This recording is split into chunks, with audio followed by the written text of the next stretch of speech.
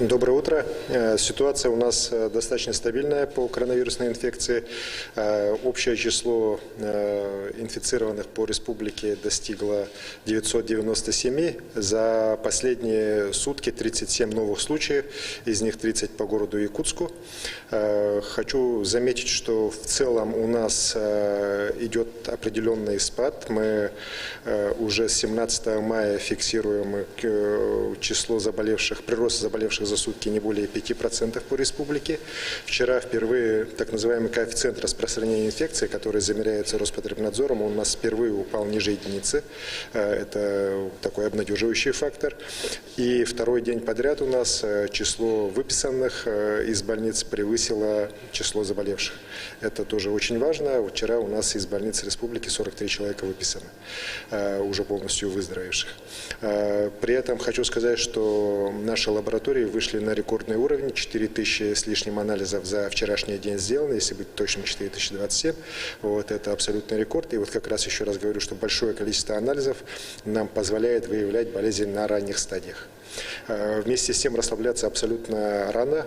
Вчера своим указом я ввел режим карантина в селе Салбанцы Намского района, где мы видим уже больше 10 человек заболевших, имеющих положительные анализы.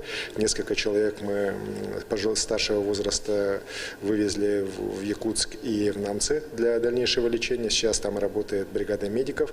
Ну и в целом, еще раз говорю, по просьбе представлению главы района и по следующему представлению главного санитарного врача республики режим карантина в селе Салбанцы Намского района введен.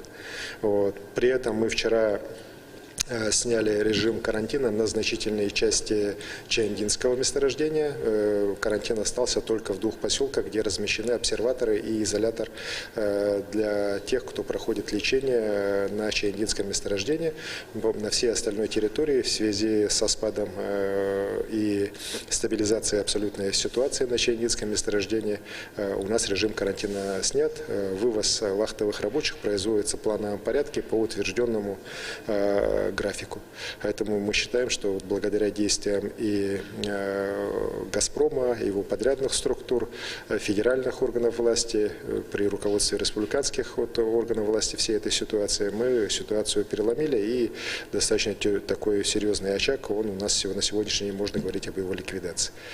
Что же касается паводковой ситуации, то она у нас сегодня напряженная является по городу Среднеколымску. Сегодня ночью уровни воды превысили уровень опасных явлений 12 метров, доходило до 12-24, при том, что с учетом дамбы у нас критический уровень по самому Среднеколымску внутри него составляет 12-40.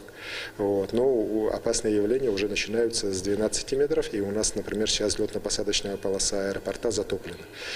Всю ночь проводились подрывы, в общей сложности 5 подрывов было сделано, израсходовано порядка 4 тонн взрывчатых веществ. Льдина, которая стоит рядом с островом Лабуя, она огромная, она размерами превышает квадратный километр, то есть километр с лишним в длину, практически километр 200, километр 400, и в ширину порядка 800 метров. Вот. В результате подрывов часть льдины все-таки удалось расколоть. Ну и вот сейчас такое постепенное снижение есть, где-то уровень сейчас составляет 12-15, но при этом взрывы будут продолжаться. Сегодня мы еще перебрасываем дополнительное количество взрывчатых веществ в Среднеколымск для дальнейшего проведения взрывов на этой льдине. Уверен, что наши взрывники, та оперативная группа, которая сегодня развернута в Среднеколымске, задача справиться, и после взрывов ледоход двинется, потому что ниже уже заторов никаких нет. В целом вот такая ситуация на всех остальных реках без изменений, ледоход проходит в штатной спокойной обстановке. Спасибо. Спасибо большое. Это был брифинг главы Якутии с информацией об эпидобстановке и ситуации с половодьем в регионе на полдень 21 мая. Оставайтесь на нашем канале.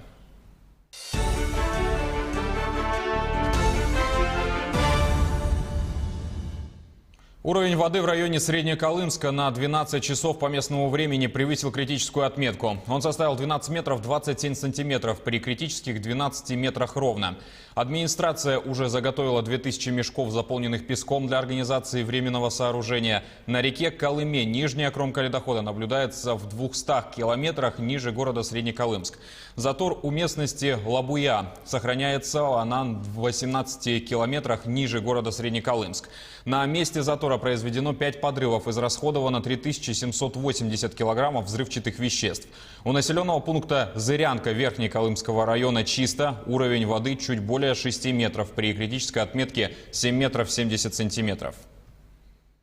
У нас ниже города Среднеколымска на реке Колыма, местности Лабуя, образовался затор. Со вчерашнего дня сделали 5 подрывов. Уровни выше опасных явлений. 12-24 было на 10 часов среднеколымского времени. Сейчас доложили, что на 11 часов